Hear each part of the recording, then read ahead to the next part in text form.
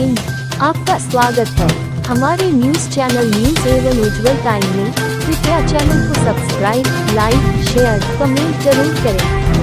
चल रही है एक संक्षिप्त वहाँ का वर्णन आप अपने मुखारबिंद से करिए। तो क्या क्या चर्चाएं अच्छी हैं और क्या विरोधी दल जो है आक्रामक भी हैं, जनता वहाँ पर जा भी रही है, वहाँ पर किसी धर्म या जात का कोई महत्व नहीं है, लेकिन विरोधी दल अपने बयानबाजों से नहीं पीछे हटे हैं। आप क्या कर रहे हैं? थोड़ा आपको परिचय देते हुए। मैं हरराम चौबे, हिंदू राष्ट्र निर्माण संघ का राज्य। सबसे पहले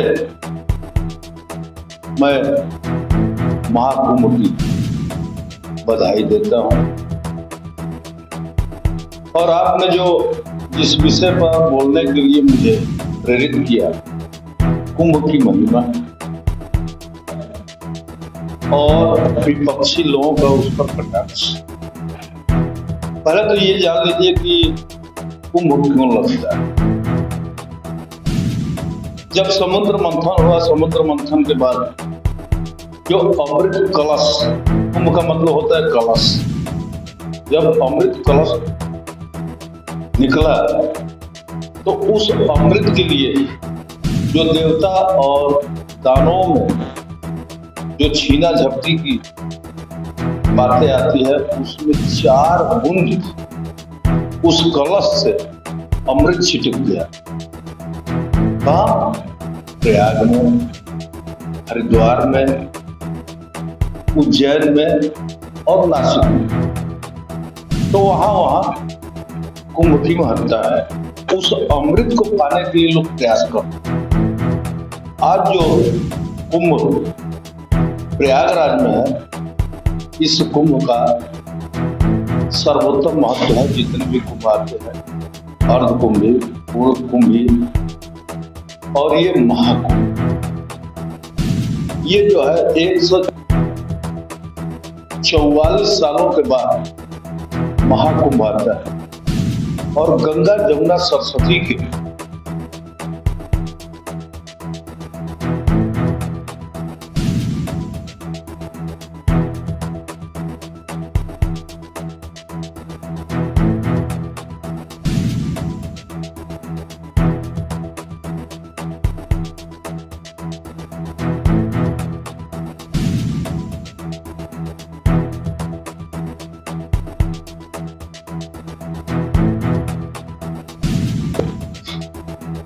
अब रही बात कि जो आज एक उत्तर प्रदेश के सन्यासी योगी आदित्यनाथ, जो मुख्यमंत्री भी हैं यहाँ के, उनके नेतृत्व और उनके संचालन में जो यहाँ कुंभ का आयोजन किया गया है, वो विश्व का एकमात्र सबसे अद्भुत आयोजन है, जिसको कि हम नहीं, विश्व के लोगों ने सराहा है कि जिस तरह की यहाँ सुदृढ़ व्यवस्थाएं हैं, जिस तरह से परेशानियों को दूर करने का यहाँ प्रयास है, या इस आयोजन में किसी को किसी प्रकार का कष्ट न हो, उस तरह की व्यवस्थाएं दी गई है।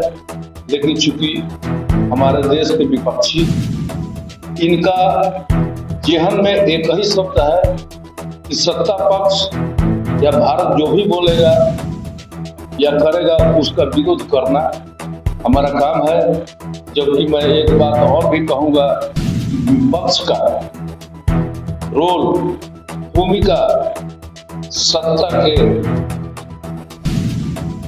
जो सही कार्य है उसकी सराहना, भारत की सराहना, रचनात्मक भूमिका निभाने की ड्यूटी इनकी होती है। लेकिन ये रचनात्मक नहीं, विद्रोहात्मक बातों में ज्यादा ये ध्यान देते हैं, उसी तरह कर्म करते हैं।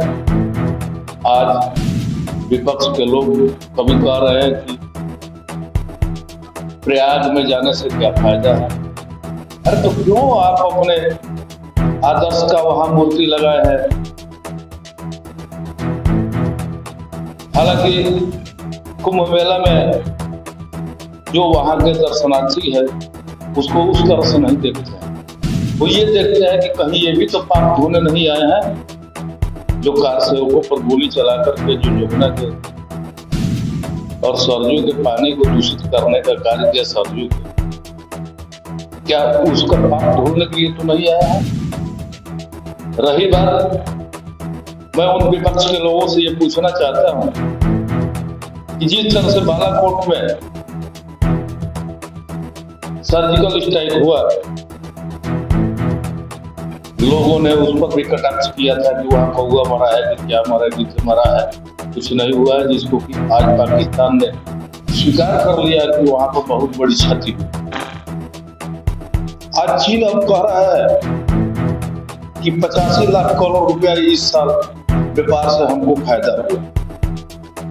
85 लाख करोड़ रुपया, लेकिन किसी ने किसी तरह का हस्तक्षेप नहीं किया कि वास्तव में चीन 85 लाख करोड़ रुपया का व्यापार किया है कि नहीं किया है। लेकिन जब इंटरनेट के द्वारा, नेट के द्वारा ये सूचनाएं प्राप्त होती है कि इस कुंभ मेले के आयोजन में 40-50 करोड़ लोग आएंगे और संभवतः 13 तारीख को और 14 तारीख को लोग देख चुके, जान चुके